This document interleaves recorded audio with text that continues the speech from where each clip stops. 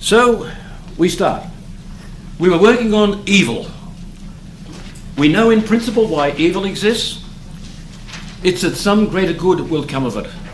As St. Augustine said, God is so infinitely good and merciful right up to this point that he'd allow no evil in any of his works except that some greater good will come of it.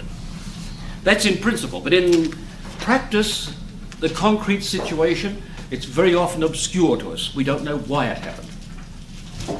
Sometimes it dawns on us later in life.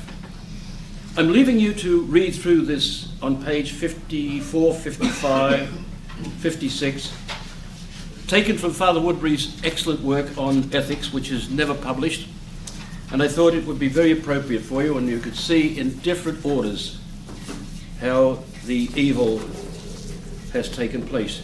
Now on page 58, you already had a page 58, and I'd already given you page 59, so I'm calling on page 58A, an essential division of evils.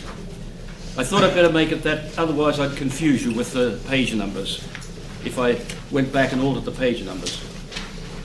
The essential division of evils, that's my own design there. Physical evils, the bodily ones, the psychological ones. Moral evils, individual moral evils, those in the family or domestic society, then those in civil society.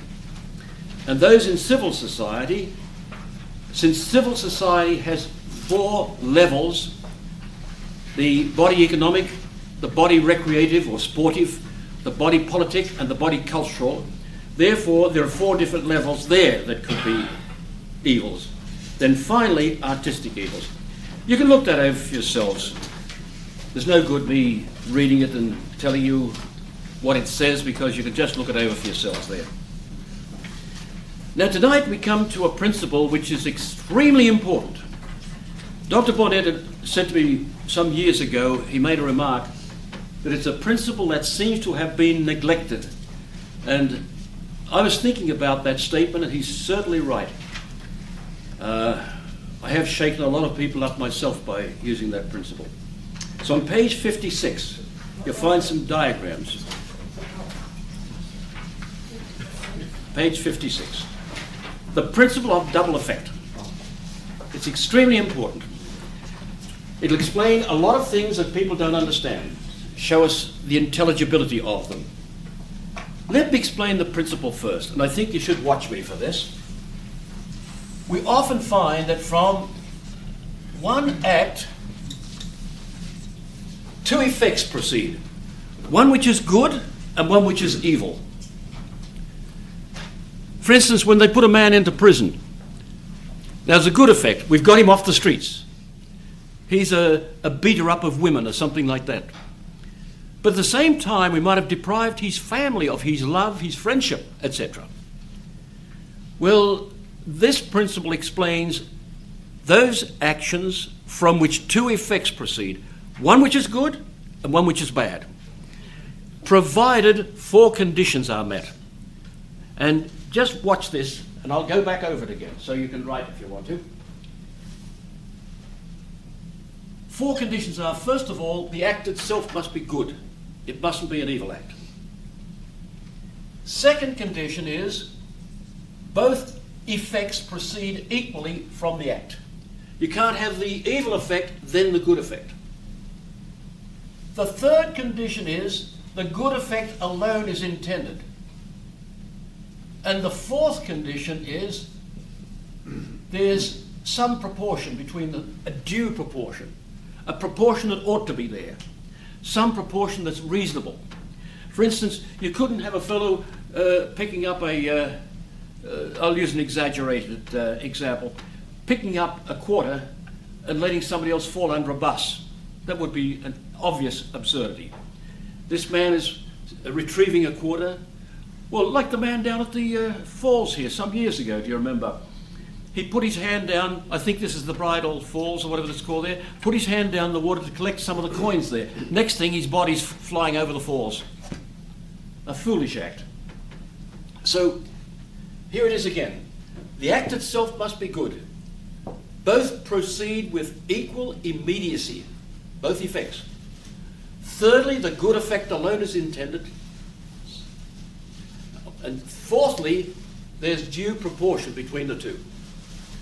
Now, the first obvious one is amputation. I like to start off with that one. I gave a lecture on this. It was on live on radio, incidentally, which startled me when I found that out and I got there. And I prepared a paper with about 3 days' notice. I wrote a paper on the principle of double effect and evil. I've forgotten now what we called it, something like that, at Houghton College, which is about 90 miles from here, something like that. And I had to fill in for another man who'd taken ill. An organisation asked me to do this. And I started off with, by the way, they had about 1,100 people in front of me, faculty and students. I thought it was a wonderful idea. Only a couple of places have I ever seen that done, where every month they have to attend some cultural exercise. And I was the cultural exercise for that day. And about 1,100 people in front of you. And I said, you know, if I was to cut a man's leg off, you'd say, what the heck is he doing that for? Call the police, somebody. But it's going on all over the United States. Because the students exploded when I said that. They found that funny. I didn't see the funny side of it, but they did. So when you amputate somebody's leg, what are you doing it for? You're removing an evil part. Say gangrene. The leg's dying. The leg's dead. The flesh is gradually dying. And that's the act. Removal of an evil part, if you like. 2, then what you should do is look at the good. That's the act. Now, what's the good? Life is safe. At the same time, what's the evil? There's loss of his ambulatory power, loss of walking power to a certain extent. Both of these follow equally, and there's some proportion. You remove this for the sake of saving his life. Many years of experience have taught me with students that you always do not use a verb, which is what people do. Don't say save life. That's a verb. Life safe. There's the only verb. I found they run into a conflict if you call this. If we see one there, I'll mention it. But there's a conflict if you mention that there's a verb here and a verb here. There's the action. Remove the leg. Or remove, what you're doing really is removing the gangrene. Supposing a foot was mangled, and the surgeon said, we've got to amputate your leg. You wouldn't feel happy about it. If he said he's got to amputate the ankle or the foot, then you would say, oh yes, that's all right, you understand that. So you only remove the diseased part. In other words, what you're attacking is the disease. But if you remove the whole leg when he's got his crushed foot, that would hardly make sense. So there's the first defect, amputation. Then the case of self-defense. Somebody comes attacking you and you don't pull out a pistol and shoot him dead. What you do is you ward off his attack. And you do that by some means of stopping him. Now, like a friend of our family friend in Australia, he had an amputation, he had gangrene, he carried a pistol. But he was warned, don't just shoot a man dead who attacks you, try and wound him. But if you shot him dead and he was only sort of jeering at you and say, oh, hop along Cassidy or something like that, that would be unreasonable. So in self-defense, what you've got is rejection of the attacker. That's what your principal thing is, rejection of the attacker. If he persists, and say like Mr. Maxwell in Australia, you'd say, well, he might have to shoot him. But shooting him between the eyes and shooting him, say, in the foot or something like that is a vast difference. So the idea is you remove that evil. You stop the evil here, but you're intending your own safety. That's what you're intending, not his death. And both happen at the same time. Most people today, I find, call that revenge. Anything you do is revenge. Any defense. We'll see there are other defenses of this in a minute.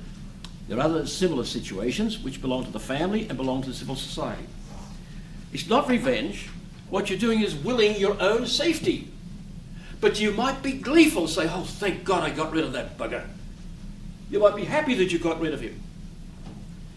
We're very happy when, I remember when this man, a couple of years back, wasn't it, where they were searching for him on the reservation here, searching for him hidden in the forest. And by the way, they hovered over my house one day, and I'm looking up at them, and they're looking down at me. And I thought, no, it's not me, I said. But when he was caught, we're all happy. Not at the evil that came to him, but the safety of ourselves. That's the point. We must intend the good. But you can be happy they caught the bugger. Or maybe when somebody's hung, like after the Second World War, Mr. Lord Haw-Haw, as they called him. Joyce, wasn't that his name? He was the propagandist. Joyce, wasn't it? Yes, I think it was. He was a propagandist for the Nazis, and he was an Englishman. And of course the English hated him for that. But they hated the evil. They didn't hate the man. They'd resent what the man did strongly.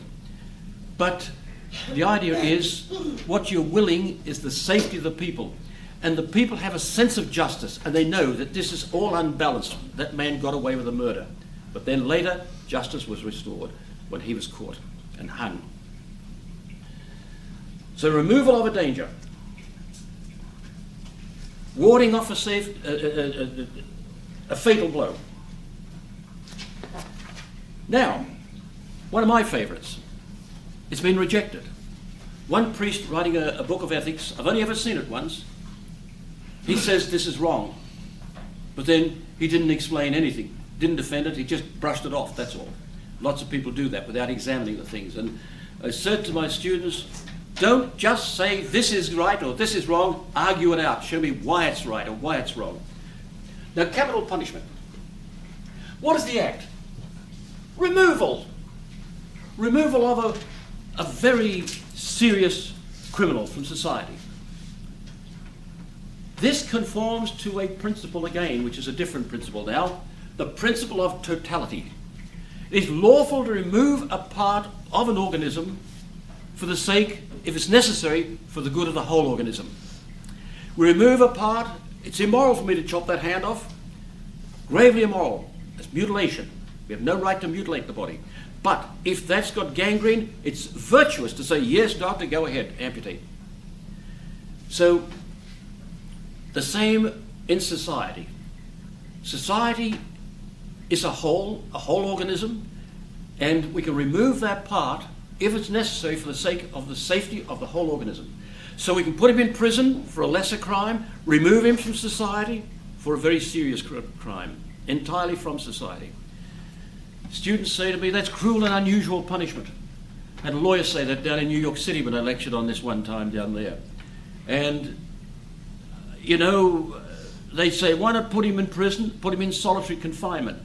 He'd go mad then. Nobody can stay in solitary confinement for years and get away with it. If that's not cruel and unusual punishment, what is cruel and unusual punishment? Anyway, that's a cliche that's being used and spun around now with very little intelligibility. But to remove a man, what we're doing is we're not depriving him of his right to life. I quote Pope Pius XII. He himself has forfeited the use of that right by his actions. Not forfeit himself of the right, but the use of that right. That's Pius XII. I have all the references, which I can give you later if you want them. So that man is removed from society. The organism, which one we call the family, another one we call civil society, he can be removed from civil society if it's necessary for the good of the whole organism. And to my mind, from the day they have started to abolish capital punishment around the world, that's when crime has risen rapidly. What was it, Mrs. Haig, we were talking about tonight? About crime has gone down. The only crime now is what? Murder. In Kansas City, that was announced today, that statistically crime has gone down in Kansas City except for the killings. That's just beautiful. So you see, it is a terrible criminal activity to murder a man. Murder is a moral word. Killing is not a moral word. By the way, you notice here I've thrown in ethics. I'm doing this as much as I can to give you an idea of the application of metaphysics. It's impossible to have an excellent ethical course without a basis of metaphysics. So professors who teach ethics right from the beginning, it's an absurd situation. See, this is a killing act. Now, what have we got? It may be accident. It may be murder. It may be capital punishment. It may be abortion. Suicide. Yes, suicide. And it may be euthanasia.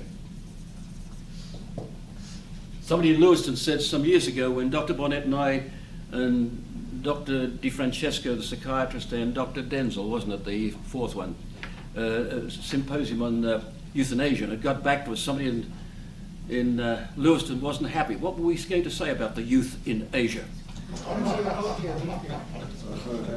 Killing is a physical description. That's a physical description. But these are moral descriptions, suicide, etc. Sexual intercourse is a physical description. These are moral descriptions. Rape, act of conjugal love. What else is there? Fornication. Fornication, thank you. Fornication, adultery, etc. These are all, it's like what I see when I see it often written for adults. They should put a period after adult. It's adult for adulterers, they should say, on the television, etc. There's a difference between a physical description and a moral description of an act. It's a very important distinction. Well, that's what we're talking about here, a moral distinction. I've said to students, for instance, they say, well, it's the same thing. This is all murder. Killing is all murder. Well, then, what you're saying is all generation of offspring is rape. Is that what you're saying? Of course, they won't admit to that. So, capital punishment. There's a loss. There's, first of all, the removal of a harmful element in society. Both effects proceed equally immediately. The good effect. The good effect is safety of the common good. The evil effect is loss of life. And as philosophers have taught, many ethicians have taught, that these deserve capital punishment. Rape, kidnapping, and murder, cold-blooded murder. There's a fourth one. Anyway, that's not important, but these things, you plunge a man with murder, you may plunge him into hell for eternity. Supposing a man has just committed adultery or fornicated, and somebody comes and murders him. He's put him into hell for eternity. Unless there's been forgiveness, or like he's declared to God he's sorry, or something like that. That's another question. But the question is, he has done a terrible injustice to somebody. We don't know that. So when a murder takes place, my God, it's a serious thing. Capital punishment, the man's got time to repent. He didn't give his victim time to repent. These drive-by shootings and things like that. Well, I've published about 6 articles on defense of capital punishment. If anybody wants to challenge me on them, good, I'm ready. But capital punishment, to quote Father Woodbury, who was an intellectual giant, a theologian, a philosopher, and a scientist, a mathematician, to quote him, he said, a state has to think very carefully before it abolishes capital punishment. It's putting the state at risk, terrible risk. Number 4. Supposing we just forget that one for a second. Here's a woman with cancer of the womb. Got to remove it, same as the leg. She's got cancer, got a diseased organ. The part is removed for the good of the whole organism. And I've spoken to patients in my pharmacy over many years of women who have been very relieved to know they got rid of that cancer. Even though there's loss of fertility after. Now, there may be other effects. There are other effects, lack of children, and all sorts of effects that can, lack of an heir to the family fortunes, etc., etc. Lots of side effects. But the safety of that individual is what the actual removal of the cancerous womb was for. Now, supposing she's pregnant. Here we have another loss. We've got an evil there. The cancer has been removed, and unfortunately the loss of a child. But her life is safe, so it's justifiable. And by the way, for those who are Catholics, the Church has pronounced on this as justifiable. So certainly there's no problem there. The removal of an impregnated womb. There's the restoration of health, and there's the loss of that harmful organ. So, removal of a diseased part. I prefer the word removal all the time, rather than cutting out something. Removal. It shows that you're rejecting something, some harmful element. And personal surveillance of our lives, we have to do that. So then we come to number 5. Again, medicine. And this illustrates very much the double effect. If you take, say, you remove an impediment to the imminent acts, the acts which are the normal acts of life, an imminent act is this: we do something for us.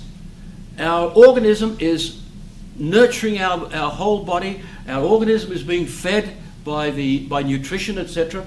And this is a good thing, but sometimes there are impediments to this.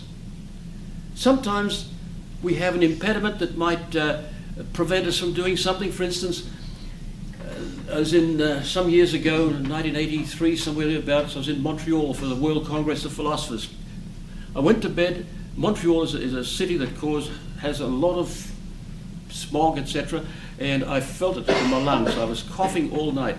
And there was a woman from Austria and her son in the next room, and she said to me next day, I said to my son, "Oh, that poor man is very sick." I coughed my head off all night.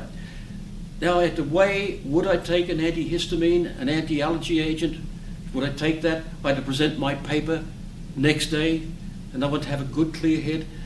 But what would the antihistamine do? Make me dull. So would I take it or not? I took it. Side effects, we have to tolerate them in medicine. We all know that. Sometimes a person will take a couple of cups of coffee before he gives a talk, and then he wishes he hadn't taken them because they've made him jumpy all night.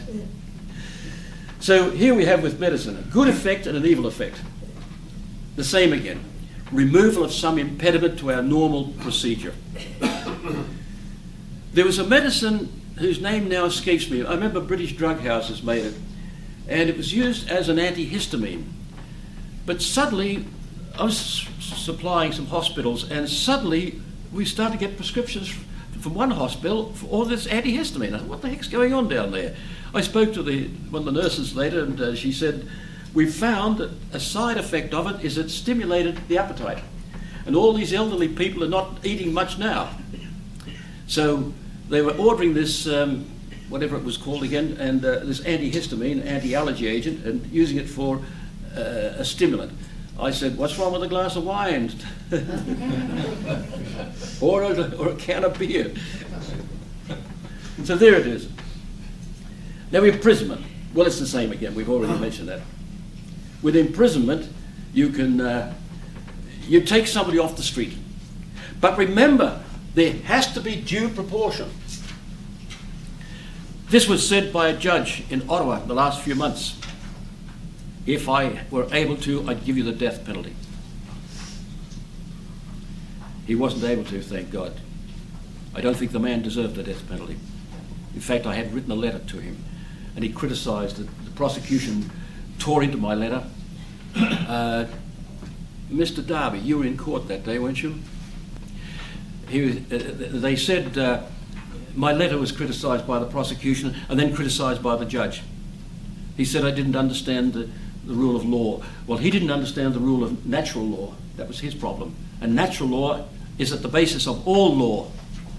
Big difference, as you'll see in ethics. So, the imprisonment, there would be no due proportion there, in my judgment. I was pleading for leniency for this man. That's all. Because he did act according to a correct motivation. He tried to stop a physician from going to murder babies. And that's a very laudable thing for a man to do. Whether he went about it in the right action or not, that's another question. But at least he demanded a little bit of leniency. But for a judge to say that in court shocked me. I'd give him the capital punishment, or the death penalty if I could. So, each of these acts consist in producing an immediate but indirect effect which is undesirable, an evil effect. One of the excellent French works I have on ethics says that the death penalty, this is produced only in causando. That's to say, the cause has that effect, but that's not intended. This is the effect it's for, the good effect. So there's the way it functions there. So it has potentially, all these acts, two effects. A good one and an evil one. We don't know the evil effects sometimes. We don't know all the evil effects. Sometimes we find them out afterwards. Now on page 58, I've given other ideas of double effect. And this time it's in medicine. Well, there's the amputation. That's all right. We've seen that. The cancerous womb. We've just seen that. Pregnancy and the cancerous womb. The use of medication. I don't know why I repeated these again, but I thought the flow of the ideas will drive the better home the way of the principle works. Now, abortion. I've had people say on many different occasions when I've had to lecture on this that the woman has a right to have this, or the child's an invader of her womb. Yeah, you put it there, lady, not the child. And it's not the principle of totality. It's not a part of the woman. So it does not function according to that. Moreover, the child is not just a matter of a few cells, just a mass of cells, as many claim.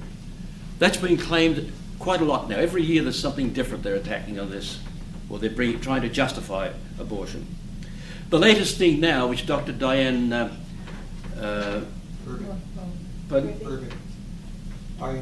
Irving, yes, thank you. Dr. Diane Irving, who probably knows as much about this as anybody in the world. I think she's an expert who was first a philosopher, a scientist, and then became a philosopher and has a doctorate in it. And she knows her stuff, believe me. Her writings are so voluminous that one priest set them up. It's her own library. She's written a library of works. And she felt crushed, the poor soul, because she was being attacked on every side. Viciously attacked on one occasion in Rome by certain people. Well, Dr. Irving says that now the big thing they're trying to do now is justify abortion by having what's called the pre-embryo stage. Nobody who's ever worked in science knows what the pre-embryo stage is. There's no such thing. It's an absurdity. An embryo is, and anyway, the word embryo is only just a stage in the development of the thing, that's all. Just a stage. But it's no different. The one cell, the zygote, say half an hour after conception, that zygote is the same as Yvonne Goolagong, the famous athlete. Just as good. Equally a human person. The only difference is quantity. Not the substance, still the same substance. The quantity is different. So, to try and justify it that way, that it's not a human person. But, and I'm going to give you some handouts on this, or put them on the computer for you, it doesn't matter whether it's a human person or not. It's immoral to abort it.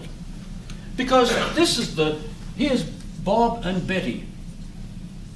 Their act has as its end new live man. To reject the greater good for the lesser is immoral. It's irrational and, in other words, unreasonable and immoral. Because we determine the morality of things by their ends. Well, the end is what they're pushing away. So whether it's human or not doesn't enter the question. It is human right from the instance of conception. I gave evidence before the Senate Judiciary Committee. I don't want to boast about these things, but I feel I've got to tell you. And Ted Kennedy was sitting there, didn't have the decency to listen to me half the time, got up and walked out. I thought it was very rude. I think it was Thurman that thanked me in the end. And this was a hearing for Abner Mikva to become a member of the second highest court in the land, the Circuit Courts for the District of Columbia. And I claimed that we could defend the humanity of the fetus in front of any man. But, of course, it's not necessary. Kennedy, by the way, I know you'll probably find this amusing, he said, excuse me, Professor, pull the microphone a little closer. What was that word you used? I said, his record showed, Abner Mikva's record showed him unfit to be a judge. You mean his record? Oh, yes, sir, his record. So, this man was also against armaments, using any kind of rifles. And so I said, well, it looks when somebody asked him if a burglar was in his house, would he use a pistol to defend himself? Oh, no, I prefer a shotgun, he said. So I jumped on that. I said, you heard his contempt for human persons, he'd use a shotgun rather than a pistol? Looks like we better put a shotgun in the hands of every fetus, I said. That brought a bit of a howl to the audience. And it was interesting that it shows you the way that the press does lean sometimes. I understand he was the dean of there were two big long tables of reporters there, and the dean of these came up and shook my hand, and very pleased at what I'd said. But this Abner Vicker, they appointed him anyway. But Kennedy he disgusted me. So there we are. Now, artificial fertilization. The act is to produce happiness for the persons. But what is affected is the unity and matter of the contract. I know this may not be as impressive to you now, since you haven't yet got all the preparation for the ethics, the science of ethics. But it is immoral action, artificial insemination or artificial fertilization. You joining sperm and ovum artificially. The way it has to be done ethically is the good old-fashioned way. I'm not sure what that is, but you know. Sorry about that. Yeah. So, but the act of conjoining them, they used to get about 200 efforts before you could succeed. They asked the husband to go and masturbate into a jar, for which they usually used to pay $25 a time, and they always said that the best ones to get the sperm from were medical students. And I'd say to students, they have contempt for the rest of us. And as one man said in his work on medical ethics, the ideal is a tall, well-spoken, beautiful Oxford accent. I've heard the Oxford accent, and I don't think that's very beautiful. And has the title of professor and a PhD, of course, and doesn't give a damn what happens to his children, his own offspring.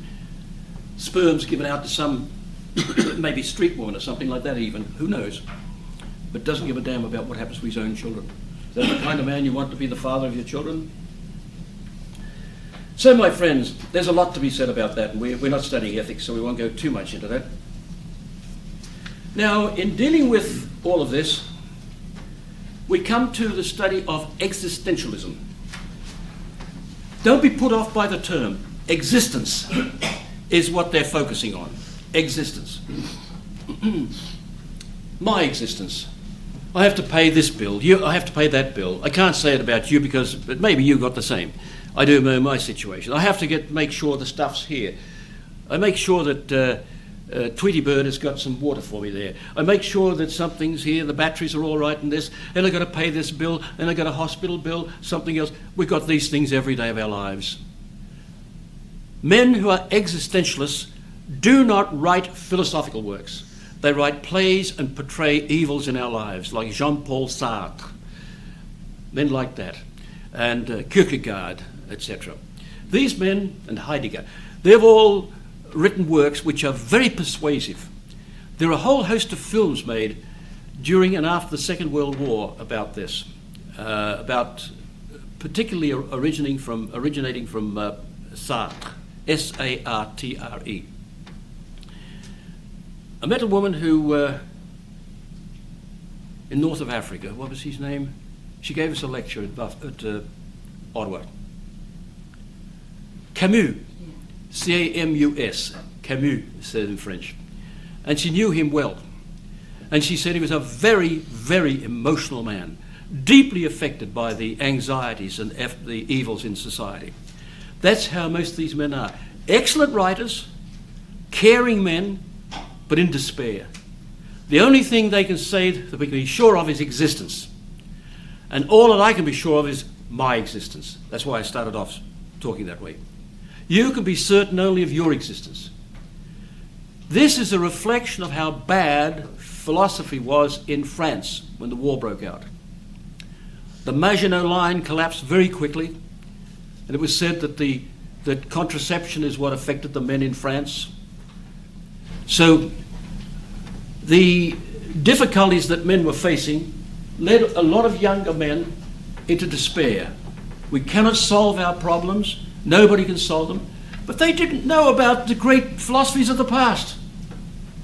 When you read things like John Locke and men like that, you read some of their stuff that it shows they do not know the philosophy of the past. They do not know philosophy.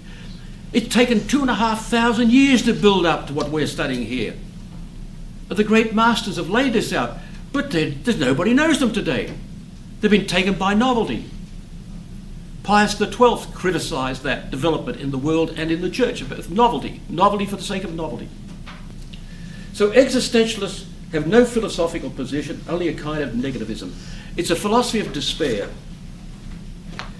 Now the next page, which is also labelled 58 for difficulties that I avoided by labelling it the same, I call it 58A. It's got the various evils there, which you can look at. And read especially the section by Woodbury on evils, which we've just spoken about before. So has anybody got a particular question now? I'll break my rule, and if there's some question, please speak up because it has to be recorded. I think you were first, yeah. Well, actually, I have two questions. Pertaining to the discussions of, say, artificial fertilization, Yep. and marital act outside of marriage, when you're subordinating the proper end to a secondary end. Well, I don't know if it's analogous or not. That's what you're doing, yes. Okay. That's right. Is that what you call intrinsically evil? Oh, yes. Because, okay. Yes. Okay. It means evil's in the very act itself. Okay. So that clarifies that. The second question is from what you were just saying on page 59. And you refer to the anti-intellectual spirit present in Europe over the past 5 centuries. Is that following Luther or the Renaissance? That is one of them. That's one of them. Yes, that's one of the things. The Renaissance focused on the delights of poetry and the delights of literature and painting and all that sort of thing, but didn't focus too much on philosophy. Yes, that's part of it. Thank you. I think Professor Powers and then just gentlemen. Pardon? In 1950, Sartre in a radio program summed up his philosophy. He said, man is the sum of his experience. Experience is nothing, therefore man is nothing. So I think that pretty well sums it up. Yes. Sartre had, like a lot of these people, they were whining. Like a man I knew. He was in pharmacy. He said, if only I knew what I had to do, what's right and what's wrong. If only I knew. I said, John, I can tell you in 2 minutes what's wrong. What you should do and shouldn't do. He was referring to contraceptives. Oh, if only I could be certain. If only I knew. He spent more time whining than he did trying to find out about the thing. How many times have I said to people about, like the woman in Montreal there, Nan B was her name. I won't give you a family name. She said, no one can prove the existence of God. I said, I can. No one can prove this of God. That's impossible. But she was not prepared to listen. I offered to give her something to read. She was not prepared to listen to that. Your question. If I can remember. Capital punishment. If there's an absence of good, heavenly virtues, wouldn't that then become evil itself? Say it again? Capital punishment, Yeah. if the society or the government has no heavenly virtues, or lacks love, doesn't that become evil itself? It could be, yes. But that doesn't take away the capital punishment need. You might still need to remove somebody. What about Hussein? What about him? He was removed and ought to be removed, even though we might have the worst of intentions. So the person who was doing it would do it from wrong motivation. That's really what you're getting at, I think, isn't it? Wrongly motivated. They're doing it, but for wrong reasons. Yeah. Yeah, that's true. The government could be very much at fault. Their action could be a very malicious action. They're doing it for the wrong reason, for revenge. The difference between... But does the end justify the means then? The end always justifies the means. It's the only justification means can get. Always justified. But a good end... Under natural But a law good or end divine doesn't... law? But a good end doesn't justify an evil means. I'm sorry, what were you saying? Now, is that natural or divine? That's natural law and divine law. If you look at... From a Machiavellian point of view. If you look at the Exodus, book of Exodus, chapter 20, straight after it gives you this, thou shalt do no murder. It doesn't say thou shalt not kill, that's a bad translation. Thou shalt do no murder. You look straight after, it tells you to go and execute certain people. Straight after it, but nobody ever looks at that. Dr. Bonnet.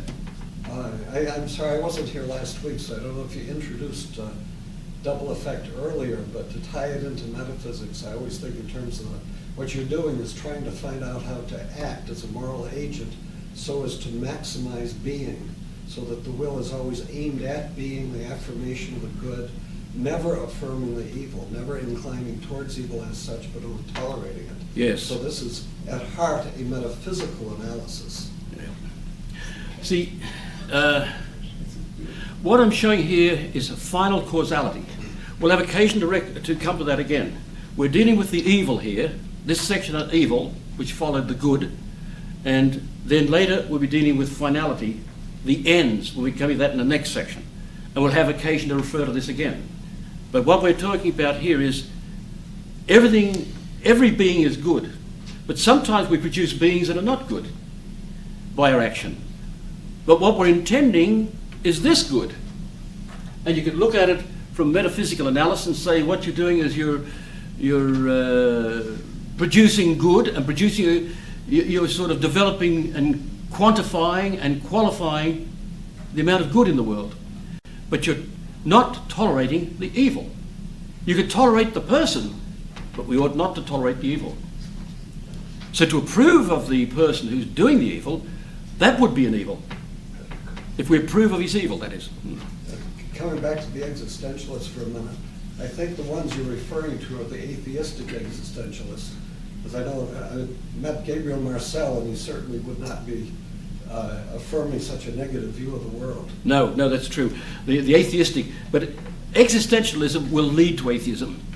We've got to be very careful. It will lead logically to atheism, and usually springs from atheism. But what I found with atheists, I found them again and again. They quickly put their tail between their legs and run as soon as you challenge them on principles. So existentialism is a philosophy of despair. There are two excesses. One is existentialism on the one hand, and the other is an exaggerated essentialism. In other words, they think that everything just comes out from the mind, as it were, and they can deduce everything. You get people like Spinoza write a book on ethics, and he writes it in an essentialistic manner. In other words, he deduces it all like a mathematical geometry or something like that, a mathematical exercise. You know, existentialism in itself is, in a lot of ways, it's hard to nail down. I was reading a Jesuit priest in the 50s, and Father Gustav Weigel. And he said it's a system that defies definition. That's true, yeah. Well, my way of putting it is the way I did put it tonight. Namely, me. All I'm worried about is me. How can I break out of this shell, as it were. I'm trapped in it. All I can see is the evils around me. But to get down and listen, I found the worst ones of that are the atheists. Sit down and talk to me about it. I had a man, while on a trip in Australia, I think I mentioned this once before, he said, I was asking about the Vietnamese coming to Australia. We had loads and loads of Vietnamese coming in there. He didn't approve of it. And slowly it came out. Why? Because of their religion. They're mostly Catholics that were coming to Australia. And he said, me, I'm an atheist myself. I said, Phil, let's back up to that. You're an atheist. How do you account for the proofs of the existence of God? There aren't any. Well, I've been teaching something that isn't for the last 20 or 30, 40 years, I said. And let's drop that. I picked on the wrong subject. You sure did. When he went, my sister was with me. I said, he's just a child. She said, he certainly is. Wouldn't that show that their atheism is not in their intellect but in their will? Oh, definitely. It definitely will, yes. It's in the will. It's so much. If you had a person of good will, you can do something with him. But a man with bad will, you can't do anything with him. It takes a number of things to show intelligence. One is ability to make distinctions. Another one is the ability to see order or make order. Order is the mark of intellect. You go into a shop, it's all beautifully laid out, the furniture, not the furniture, the crockery, the cutlery, and all that sort of thing, all beautifully laid out. You say, what a magnificent display. Then later you go in and it's a big mess, broken stuff, live stuff lying on the floor. Good God, there's been a bull in here. Bull in a china shop. You go in a couple of days later, everything's back. You don't say, oh Lord, there's been another bull in here. You don't do that. So, intellect is demonstrated by order. First, by ability to make distinctions. Secondly, by order. But thirdly, a sense of humour. And goodwill comes out then. So now we come to another section. We've seen that the intellect has an appetite for the true. We've seen that the will has an appetite for the good. But the two together, the trueness and goodness of things, we call that the beautiful. The beautiful. So often, when talking on this, the first thing that people say is, oh, beauty's in the eye of the beholder. Well, it might be in your eye, my friend, but I look for beauty. Beauty is not in the eye of the beholder. Beauty's in things there, in reality. But the beholder may not be able to see the beauty. I think I remember mentioning once before a friend of mine. He couldn't see beauty. We were walking through the most beautiful setting in the Australian Capital Territory and Canberra. And we're walking through the dam that keeps the area supplied in fresh water. And it's beautiful gardens with mountains behind and lovely birds and blossoms, etc. And I said, isn't that beautiful, that scene? He said, I can't see that. All I can see is trees and clouds and sky, and you can see everything but the beauty of it. All he could see was the individual things that made up the beautiful. Couldn't see the beautiful scene. Artists see the beauty. Beauty is an intuitive grasp. That word intuitive is a very interesting word. You take the heart of the word, to, and if you make it do,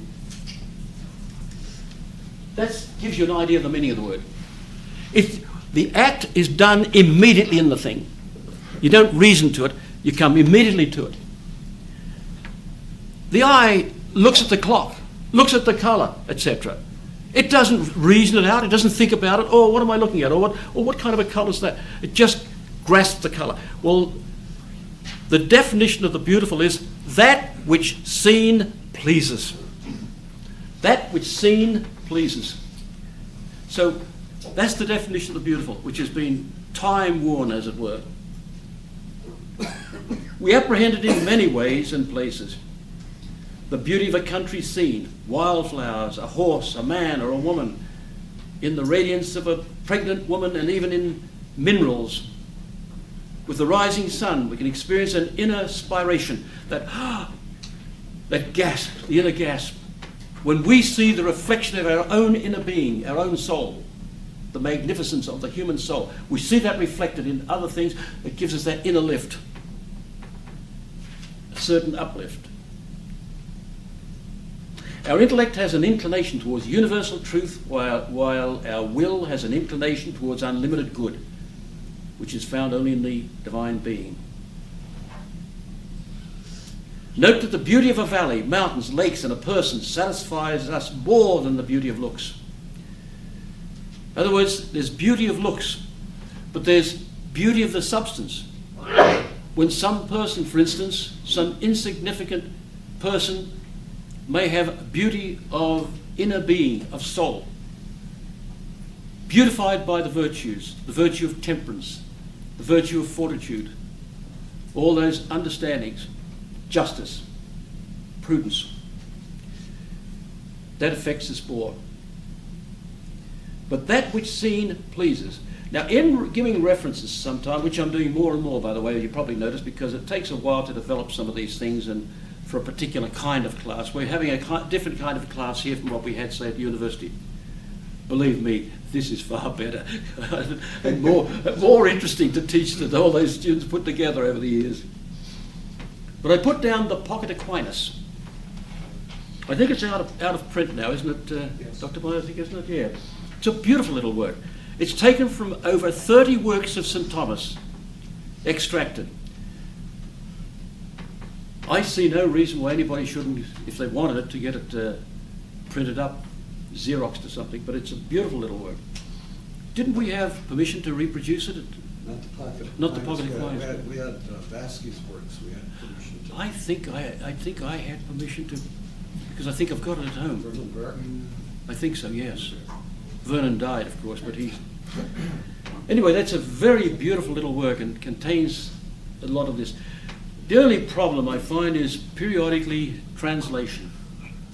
Woodbury said Americans messed up the vocabulary of philosophy, and he is so right. So often Vernon Burke has used being when he should have said be, not being. And I had a book to bring in tonight, and I didn't bring it, and I showed where they're talking about the to be of a thing. What the hell is that? The to in verbs was introduced late in the English language, not early. And be is the verb, not the to that goes before it. So you just say the be of the thing. The Latin is esse, one word, E-S-S-E. But we always used it in Australia as just the be of the thing. It says much better. When he's saying being, we don't know whether he's talking about a being or whether he's talking about the existence of a thing. There's two different meanings. That's the Dominican translation. Yeah. So that which seen pleases. Let me just put that on the board now. You see, what does it mean by seen? Ultimately, it means that which sensed and understood. That which seen,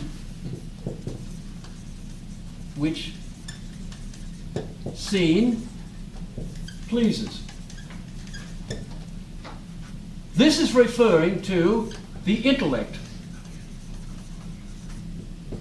In other words, the true. What does pleases mean? That's referring to the will. In other words, the good.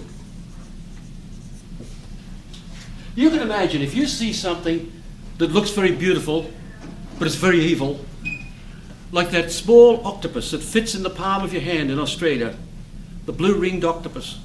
It's a beautiful little thing. I've never seen one, I must confess, but I've seen pictures and coloured pictures of it. Beautiful little octopus. And a soldier walking along Sydney Beach one day, one of the Sydney beaches, about 34 beaches, by the way, in Sydney, and he just picked one and said, "Oh, that pretty little octopus," he said to his friend. "Look at that. Oh, the darn thing stung me." It plunged into him. Within 1 minute, he was dead. Yet, I've swum in pools there, and above all, when my dad has been fishing, I couldn't stand rock fishing. Your lines get caught all the time, but I would explore rock pools, and I've done it many times and studied all the invertebrates that were in that pool, and some vertebrates too, for that matter, little fish. But I never saw a blue-ringed octopus. It's beautiful, but deadly. So we see the beauty in one respect, but hate the evil in another respect. I think we better stop for a break. Very good. That was really, Very good. that was really